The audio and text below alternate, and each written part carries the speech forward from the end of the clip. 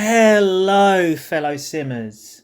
It's Samuel Beeman here of BLS. I'm back. Yes, you're probably thinking, blimey, he's actually doing a video. Yes, I am. I got my new computer sorted, as you saw in one of my previous vlogs. And finally, we can start work on reviews and previews. And obviously doing the projects that I'm involved with the Railworks Train Simulator. Anyway, our main focus today is on Trainz Plus, or aka Trainz Railroad Simulator 2019. We're going to be looking at the brand new ProTrain's Class 68 locomotives, which were released sort of halfway through November, I believe, or something like that. So it's a few weeks back now.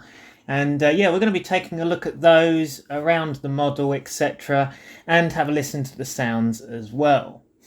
So the route we're going to be using is the Ducken Railway Cresswell extension, which is now available from the Trainz download station. It was a route that was originally made by me in 2012, and it's basically been heavily revamped by me and LJ Trainz, also known as Lewis. And yeah, it's a very good route. I really highly recommend it. Go and download it. It's a great little run. It goes from the seaside town of Ducken all the way down to Cresswell. And then we've got this mainline section here to North Barton Pier, which is basically a mainline link, as it were. So basically we're going to be the scenario we've got here today is, obviously this is a rail tour. It's visiting North Barton. It's a rail tour, and we're going to head down to Ducken, and then we're going to shuttle back here to North Barton. So without further ado, let's get into the actual game and have a look at the Class 68s proper. Okay, so here they are idling away at North Barton. So we've got 68010, the Oxford Flyer here in the magnificent Chilton Railways livery. We're going to be taking a look at that at the moment. So pretty much, yeah. First of all, I just want to say the texturing is absolutely fantastic. There's just something about these new generation models. They really do, like the texturing on it. I love how it's got, like, you know, the scratches on the windows and things. It just has that sort of worn look to it. I just love the texturing. It really does sort of look, you know, very realistic, and it gives that sort of train sim world kind of feel, you know. It is very, very nice texturing wise. One thing I will say about the model though is it does look very nice. It looks like a Class 68, well, sort of, but the only thing is I just don't know what it is, but I just don't think this front end is quite correct. It just doesn't look quite there. I don't know what it is. I can't really point it out. I don't know what it is. I don't know whether it's too fat or too, like, sticky outy. I don't know. There's just something about it that I'm just not quite sure. I'm not sure if it's 100% there, but yeah, I don't know. See what you think, guys. Let me know in the comments what you think of the whole model, and it's, you know, it's nice to hear other people's thoughts as well.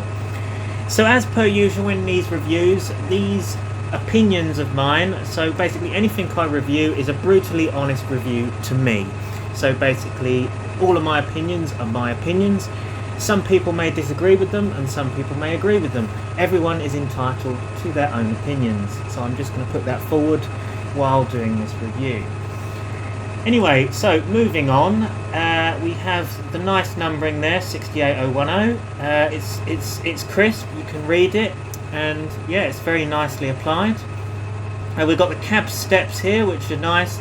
They have sort of a caution yellow here, so it's sort of like a warning yellow, which is a nice touch as well. So basically, you know, it's just sort of warning you, you know, it's a hazard sort of thing. I would guess that's what the yellow paint is for.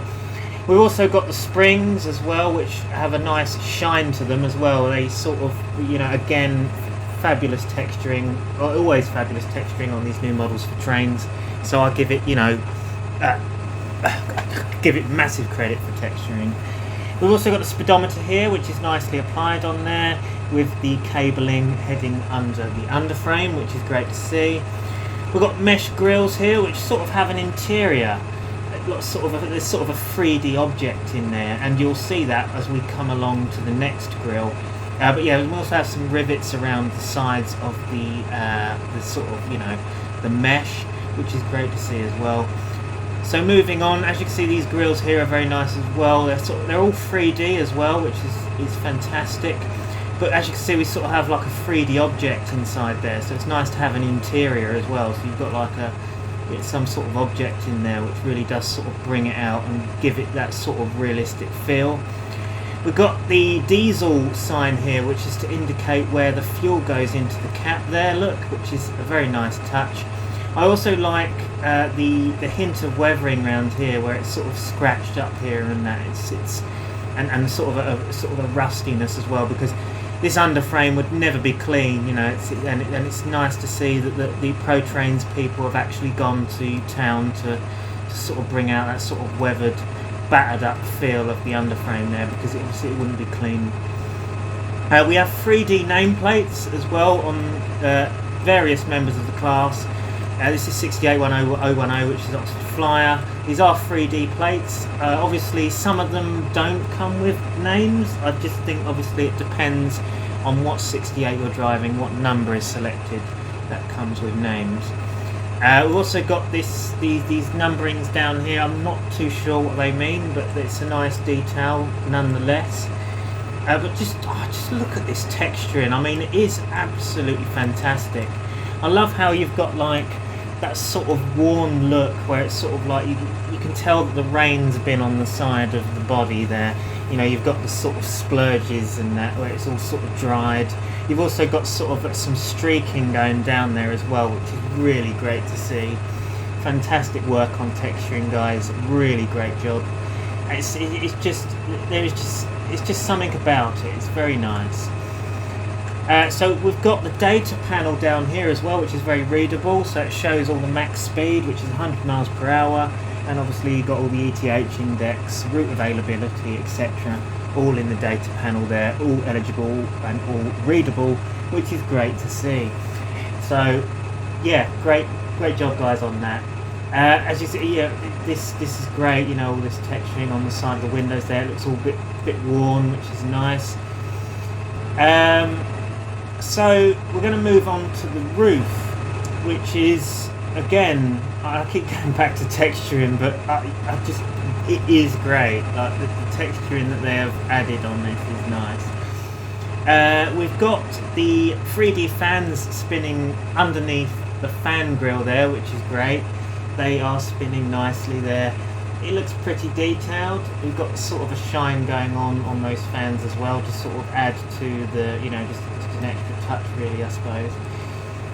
And we've also, you know, it's not clean. Again, the roof is something that would get very dirty, and they've captured this with this whole sort of, you know, you can see sort of the dust and all the crap sort of hanging around those fans there, which is great to see.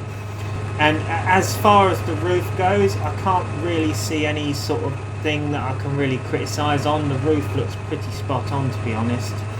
So yeah, nice job ProTrainz. We've got, you know, extra little bits of detail like these nuts and bolts and crannies as well, which is always lovely to see.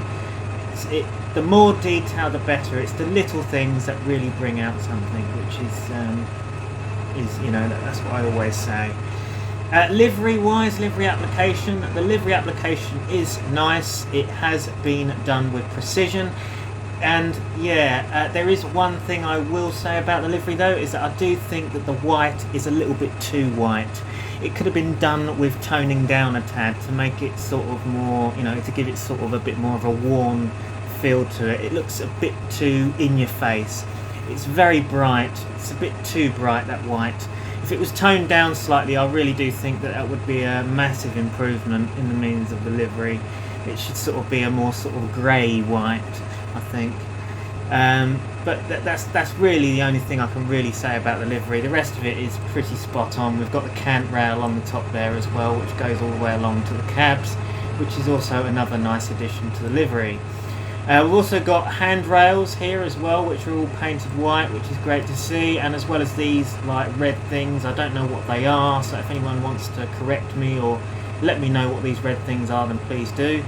We've got the white windscreen wiper there, which is all present and correct. We've got the horns up there as well on top of the cab, as well as the headlight on top of there as well, which is also nice to see. So yeah, I think we have pretty much covered the Chilton Railways one, and now we're going to move on to the Northern TransPennine one, the TransPennine livery, which is absolutely fantastic, and I do really like this livery. I just love the different colours, and this would be a really difficult livery to recreate, and they have done this brilliantly. I mean, you can just tell by just the colours. I mean, the fade of the colours, you know, you can see like the sort of the blue fading to the white is done fantastically with precision, and to do something like that, I imagine, will be very difficult in the editors, you know, to reskin this in this livery. It must have been very, very hard. But we've also got the star on the front of the bonnets as well, which is a very nice touch as well. One thing I didn't look at on the Chilton ones was the underframe here. The buffer beam. So what can we say about this? I mean, you know, you've got the basic 4 pipes there, and then you've got this hook on there. It's honestly not the best detailed buffer beam I've ever seen. It's certainly not as good as, say, the 47 and the Class 70, which we've seen previously in trains. It certainly lacks in the means of detail on this buffer beam, but hey ho, it's okay, at least it's there. We've also got the ETH cable there as well, the electric train heating, which is also great to see, and it's nice and present there. So at least we have the stuff there, but in all honesty, it could be a bit better in the means of detailing on the buffer beam. That's just my personal opinion. But yeah, livery wise, TransPennine is a very nice looking livery. They have done this very well. We've also got the logo TransPennine Express, which is eligible. You can see it. It's very clear and crisp to the body side, which is nice to see. And yeah, good job guys. We've also got the 3D names again. This one is Tireless 68021, which is again another nice addition, and I like how they have actually put the bolts in the nameplate. So they've just again added little details which really do bring out the model and make it interesting to look at. We've also got the door handles on the cab door, which is great, and as well as the cab side handrails, and they all have nuts and bolts, which is again a nice feature, and it's great to see. We also have the footstool pedal there, which is inside sort of that ingrove in this cab side there, which is also another nice addition, as well as this little white thing here, and obviously beside the data panel. So all these little things really do bring out models, and I like how people add these little bits and pieces in, because it just obviously brings out the detail, makes it more realistic, and it gives you a little something more to look at, really. So yeah, so I think we've covered the models. We've had a look round, we've seen both liveries, and they do look very nice. As I say, the Chilton one, I do think the white could use a toning down. I mean, again, with this TransPennine one, maybe the white again could have been toned down slightly, just to sort of, you know, get rid of that in your face look, because it's just very, very white. But it is what it is. I mean, it's not too bad. As I say, the texturing on the body side looks fantastic, but to be honest, because the white is so white, you actually can't see the texturing on the body side on here, which is a shame. So, you know, and it was the same with this one. I mean, you can see it on the grey very well here, because, you know, it's dark enough, but when you come over to the white, you can't see crap, can you? It is very, very white. The whites could use with toning down. That's just my opinion on livery fronts. But apart from that, they do look absolutely stunning. As I say, great job on this Northern TransPennine livery, because all these like different colours would have been a pain in the backside to reskin, and they have done that pretty much spot on. So well done, guys. So now that we've had a look at the overall, you know, look of the model, we're just going to change this point here to go to the right road. we can have a listen to the sounds. So the sounds are by somebody known as TMZ. He's probably known in the community quite, you know, he is known in the Trainz community. He's known for making various sound files. Now, this sound that he has made is by far the best piece of work I've ever heard that he has done. He has done an absolutely fantastic job on these sounds. And I'm being honest here, he has done. But there is an issue with notch free, and it is such a shame, because honestly the rest of the sound is spot on. It's all recorded on the same device. It all sounds very clear, but there is just an issue with notch free, which we will come to as we drive off towards Ducken, and you'll see why that is such a shame, because the overall sound set is brilliant. There's not many problems with it, but it's honestly just that issue, which we will come to. We're going to have a look in the cab now. So yeah, I mean, the cab is all right. It does look very clean. I mean, it could use with a bit more texturing around here. It's very you know, very clean, with a bit of weathering and, you know, maybe a bit of wornness. It might get rid of that sort of cartoony look, because it does look quite cartoony. If it was like toned down slightly again, you know, it probably would remove that a little bit more. But yeah, in the means of like the cab layout though, all of this stuff is all present and correct. It does look spot on, to be honest. So in the means of cab detailing wise, they've got this to a T. But as I say, the texturing, in all honesty, could be improved a little. But as I say, it's very clean in here. But let's just bring up the HUD so we can see what we're doing. So there we go. Let's just have a look at some of the stuff which you can move about. So you have the blinds, which is nice. So you can move up and down, you know, the blinds and things. We have various cab views. So you have the front desk, and then we have one side of the back wall to the right hand side, and then we have the left hand side back wall as well. I mean, the floor's quite cool. I like how they've added sort of this sort of blackish textures down here. That's quite a nice touch. I do like that. And yeah, it's not too bad. Like I say, it's just, I've got some weird fuzzy texturing going on here. It's not as bad as what the 70 had, but it is still technically there. But yeah, as I say, it's just a bit too clean. That is the only thing that I will say about it. But yeah, so moving on, we're going to depart this station now from North Barton. I believe it is North Barton, isn't it? I am saying it correctly, but I'll just double check that. Yep, it is North Barton. Fantastic. So we're going to be departing North Barton now and heading down to Ducken, and that's where we can have a listen to the sounds. Now, as I said, these sounds are probably the best work that TMZ has done, but there is only one problem with it, which I'm sure he can patch up. Because honestly, I would be happy with these sounds just as long as it, you know, that problem was patched. And hopefully he's watching this so he can be made aware of this problem, so maybe that he can patch it up and try and fix it in the near future. So first of all, we're going to put ourselves into forward gear.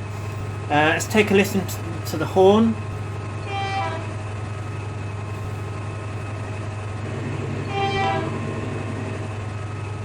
So yeah, I mean, the horn it's okay. It's at least, I mean, it's not like shouting down the mic. It's not screaming down the mic. It's a perfectly clear recording. Only thing I will say is that maybe it was maybe a tad far away on the recording side from the horn, because you can tell it was recorded from relatively far away. It might have been like a bit better if it was recorded a little bit closer to the loco, but to be honest, it's not too bad. And obviously we've got the B key horn, which is basically just the same as the H key one, just on the B key. So, but yeah, so it's all right. It's not too bad, the horn, but yeah, it's not too bad.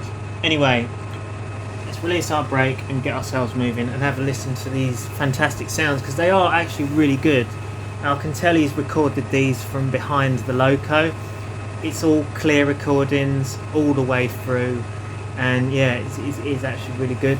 So let's put ourselves into notch 2 so you can hear. I'm going to shut up for a bit so you can have a listen and enjoy.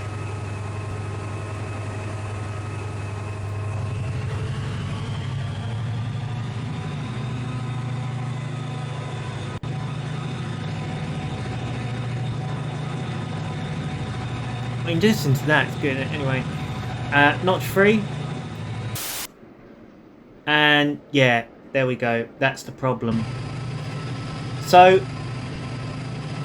what happens there, right, is basically it's a notch problem. So as the sound set comes to idle, because I believe, yeah, so idle 2, so up 2 to 3 is the problem. Obviously the main issue is the timings of the notch up sound. So I think the timings are a bit long, but if, like, say a sound was added to that notch, so say if we added the actual idle notch to it and extended the notch up sound, that would remove the problem. Or if the timings were changed on the notch up sound, then it might be fixed. But as I say, so it might have not been deliberate. I imagine it was probably just a mistake, and it is probably easily rectified. But that is the one thing that is really irritating, because the rest of the sound is spot on, and it is honestly just that one notch. And you know, the transition of notching up and the fact it just goes silent, that is a problem. And if you're paying money for this and somebody, you know what I mean, you hear that, that is something that really does need to be sorted out. So TMZ, if you are watching this, please sort that out, because that is the only thing that is really annoying about this, the fact that it does do that. So moving on, we'll notch up a little bit more to listen to more of the sound set, and yeah.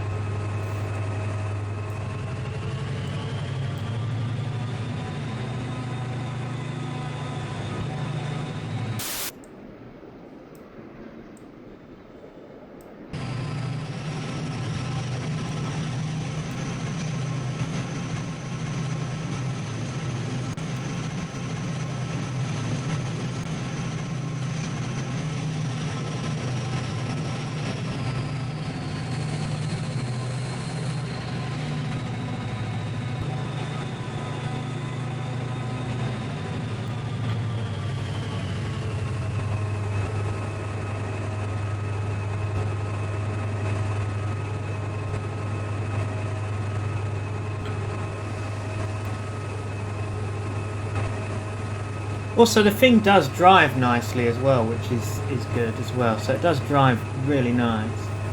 But yeah, as you could hear, guys, honestly, the sounds are very good. It is just that problem with the silence that really does ruin it. The rest of the sounds are great though, and it is such a shame. I just hope that that gets fixed in the future, really, because this is something that, in all honesty, this would be probably one of my favourite DLCs for Trainz if that was fixed, because it is very nice. It sounds good. It looks okay. It's not too bad. Obviously, as I say, I'm not sure about the front end as such, but to be honest, it doesn't really bother me too much. But you know, if it could be fixed, then awesome. But overall, this isn't a bad bit of DLC. It really isn't. It just needs that bit of sound repaired, and then yeah, it would be okay. It would be worth the £5 that you pay for this. So basically, the liveries are £5 each. So obviously, you get the Chilton one for £5, and then the TransPennine one for £5. So £11 in total for both of these locos, which is fair enough. It's okay. It's not. you know, if you want a 68 in Trainz, then, you know, it is worth getting, but I would say it's worth getting when this glitch has been fixed, the sound bug, because it is enough to put somebody off, and I think that it is something that is imperative to be repaired. And to be honest, I think I could probably fix it, so, you know, if I had a mess about with it. So if TMZ, if you wanted me to have a go at repairing it and sending you it, then yeah, I can do that for you. But, you know, if not, then you can have a go at it and, you know, sort it out. But as I say, you know, great job on the sounds. They are undoubtedly your best work yet, and that's being brutally honest. It is. So yeah, well done, man. Good job.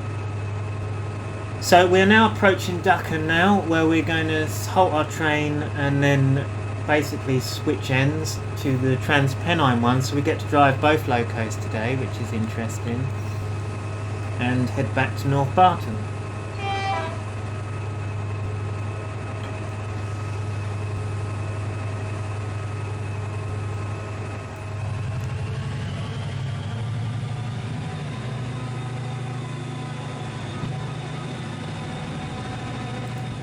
Another thing I really do like with these sounds is the fact that he's blended in that noise, you know, that sort of the traction motor sound as it heads off, you know, that sort of noise. I'm so glad that he's added that in, as well as that fantastic sound, that distinctive thumping sound that 68s make.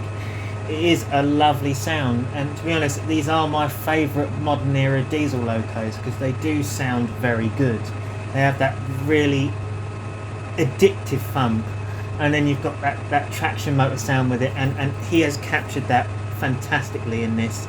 He has got that to a T.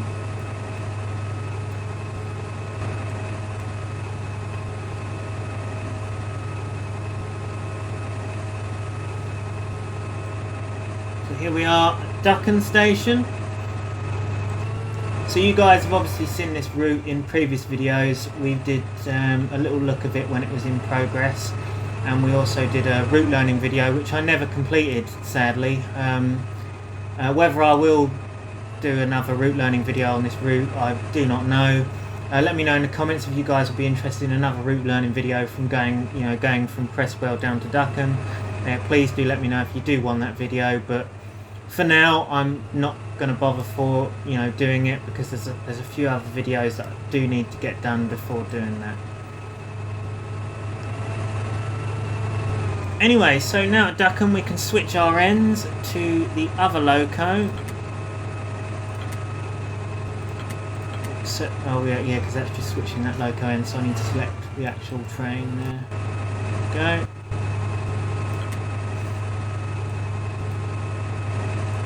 So this is the TransPennine livery one, and we shall be departing to North Barton again very soon. So yeah, guys, let me know what you think of this in the comments below in the YouTube video, because I'll be interested to hear everyone's views of this Loco DLC. And obviously let me know what you think of my review, and see if you agree with any points that I've come up with, or disagree, anything, Please do comment.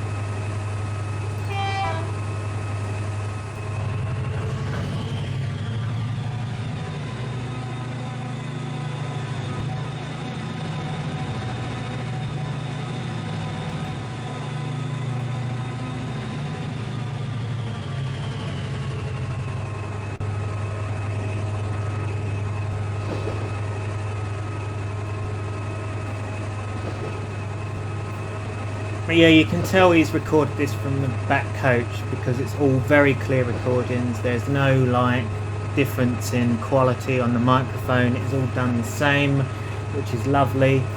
but it is just that problem with notch 3. It is just that silence that is the problem. As I say, the rest of it, the looping is okay. I mean, it sounds like it loops all right, and yeah, it's a nice sound set. I'm not gonna lie, it really is a nice sound set.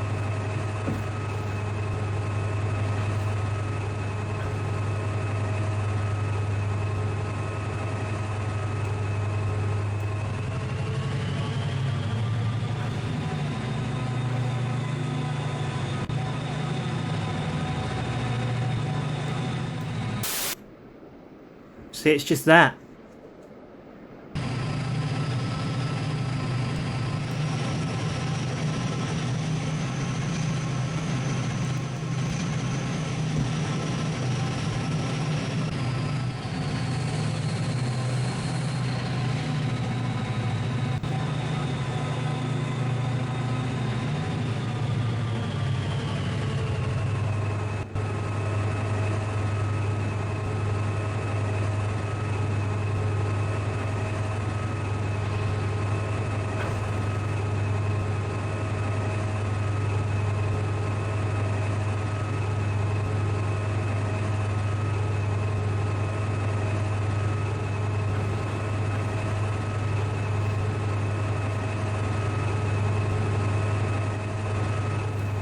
Let's get a view of the 68 passing the bay, shall we?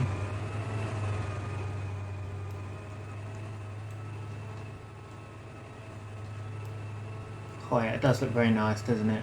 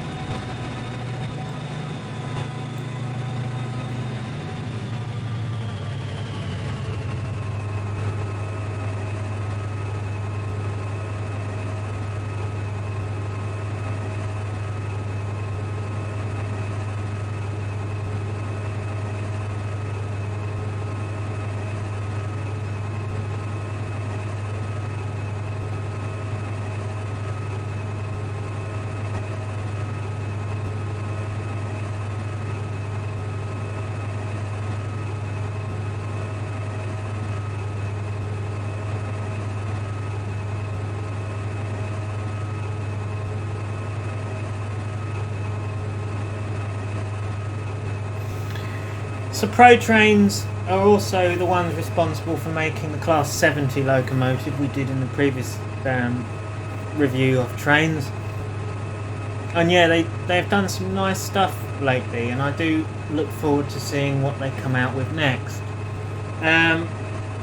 If I was to obviously put out something to the Trainz community in the means of loco-wise, obviously we have sounds of Class 26s, 24s, 25s, 27s, 33s, 47s even. What else do we have? We have 31 in progress, and 50s as well.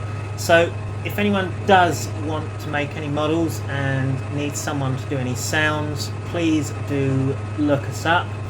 So you can email us at trainsimsounds@gmail.com, and also you can check us out on Facebook at BLS Train Sim Creations. I'll link all of the links in the description of the video so you can get hold of us if you really wanted to.